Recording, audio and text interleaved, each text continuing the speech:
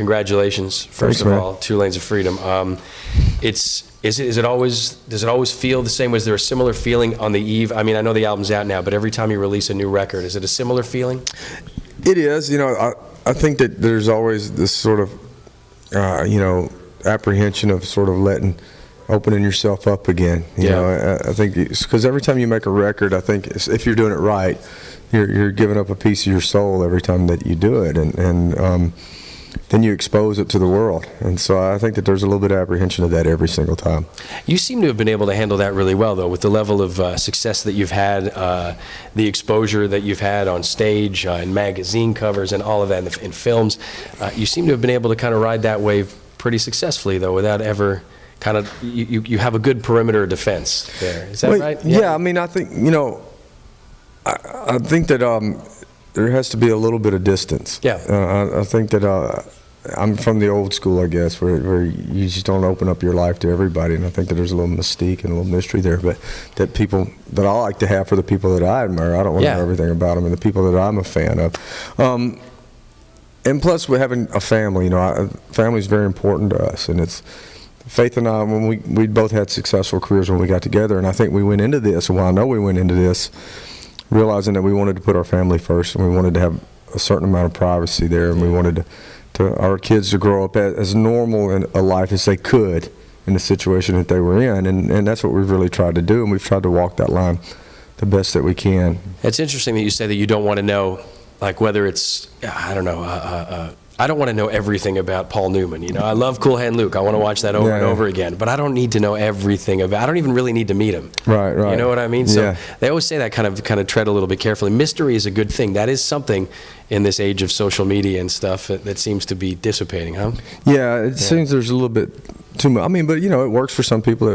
But for me, and I do a little bit of it, but I don't think I'll ever get overboard with it for sure. You mentioned protecting the kids. Social media, that makes the internet, the phone being a computer, the instant access to kind of everything. How do you police that world? Well, there's certain, we're mom and dad, so we have a certain amount of control over all that stuff. For a few more years anyway. But there's certain things that we don't allow them to have, and that I don't think it has anything to do with who we are. I mean, it may have a little bit to do with us being, musicians and well known. They don't have Facebook and they don't have Twitter and those sort of things. Yeah. Okay, 2 Lanes of Freedom. The title. Let's start with the title. It's this seemed kind of. Was it fitting? Was this a fitting title for you? It was fitting. It didn't plan on being that. Yeah. I mean, but it certainly made sense in the whole scheme of things. But really, the title came from. When we were in the studio, I believe it was the first night in the studio, that was one of the first songs that we recorded. And it had such an energy to it and such a freedom to the song. And it's just such a reckless abandonment. And it made everybody feel so good. It became sort of the flag that we planted for this album. It's the anthem. It is, and it sort of set the tone. Although there are a lot of different subject matters on this record, and there are some heavy themes and there's some light themes, a lot of different themes on it. I think sonically, everything sort of sprung from that track, 2 Lanes of Freedom. That's why it became the album title. It's why it's the first song on the album. I think that it gives you a sense of optimism right off the bat, and I think sonically through the whole album that thread's there. Yeah. Even though there's some songs that can be quite heavy, I think that the sonic feel of the whole record is very optimistic.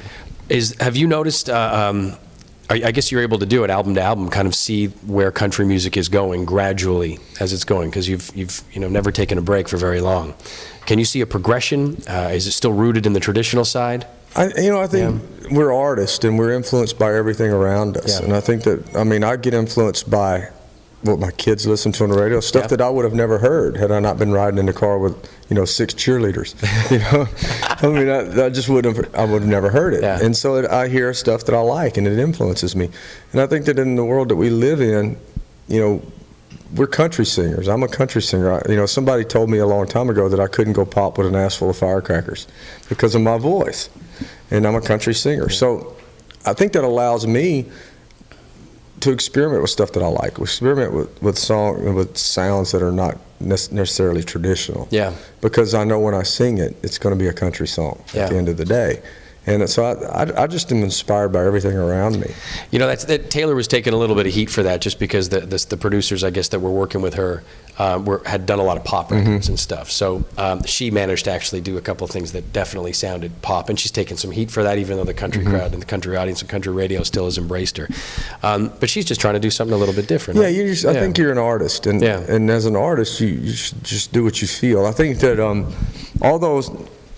Look, you say all that. I say this, and I mean it. That you go in the studio, you can't carry in expectations of radio. You can't carry in expectations of fans. You can't carry in anybody's expectations of what your record should sound like.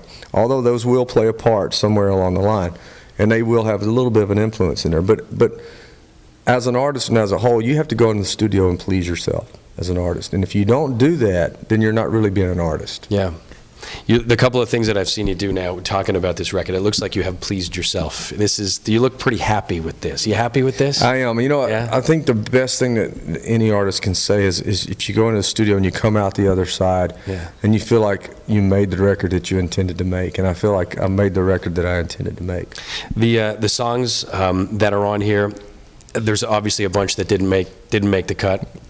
Why these ones? Is there? You said there's a thread. There is a thread. Yeah, I mean, there's a thread sonically throughout it.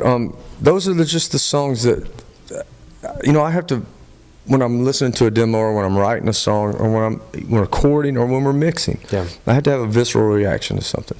And these are the songs that at the end of the day, when we're going through our project and we're listening to songs and we're sort of putting this project together, you just have to open yourself up. And for me, these are the songs that had a reaction from me. These are the songs that after all the work we did on them, after the singing I've done on them, after the mixing that we've done and listening to them over and over and getting everything just right, these are the ones that moved me. Is it sometimes the ones that come the easiest?